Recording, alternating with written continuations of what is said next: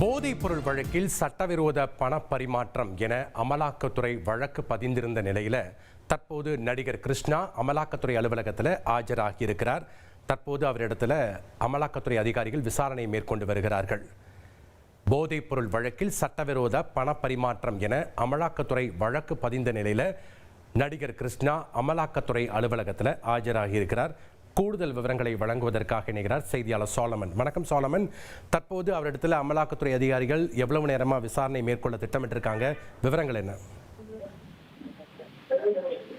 போதைப் பொருள் விவகாரம் தொடர்பான வழக்குல அமலாக்கத்துறை அலுவலகத்துல நடிகர் கிருஷ்ணா அவர்கள் விசாரணைக்காக ஆஜராகி இருக்கிறார்.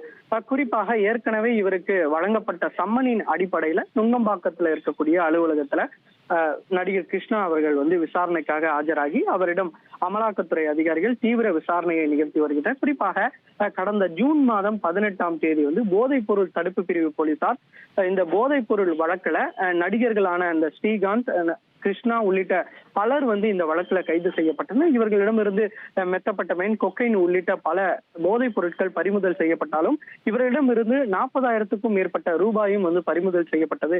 இந்த பறிமுதல் செய்யப்பட்ட பணம் சட்டவிரோத பண பரிமாற்ற அடிப்படையில வருவதாக அமலாக்கத்துறையினர் இந்த வழக்கை கையில் எடுத்து இது தொடர்பாக வழக்கு பதிவு செய்து தீவிர விசாரணையை மேற்கொண்டு வருகின்றனர். ஏற்கனவே நடிகர் ஸ்ரீகாந்துக்கு நேற்று விசாரணைக்கு ஆஜராக கோரி சம்மன் அனுப்பப்பட்ட நிலையில அவர் விலக்கு கேட்டு ஒரு கடிதம் ஒன்றையும் அமலாக்கத்துறை தரப்புல அவர் அனுப்பியிருக்கிறார்.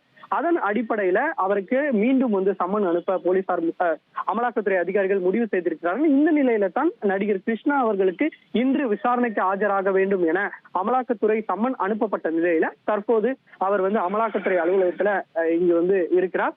குறிப்பாக இவர் யாரிடம் இருந்து இந்த போதைப் பொருளை வாங்கினார், இந்த பணம் எப்படி கைமாறப்பட்டது உள்ளிட்ட பல்வேறு கோணங்கள்ல இவரிடம் விசாரணை மேற்கொண்டு வருகிறார். அது மட்டுமின்றி கடந்த ஒரு வருடமாக இவர் மேற்கொண்ட வங்கி பண பரிவர்த்தனையும் கொண்டு வரும்படி ஆதாரங்களை கேட்ட நிலையில அவர் அதையும் கொண்டு சமர்ப்பித்து இருப்பதாகவும் அமலாக்கத்துறை வட்டாரங்கள் தரப்புல தகவல் தெரிவிக்கப்பட்டிருக்கிறது.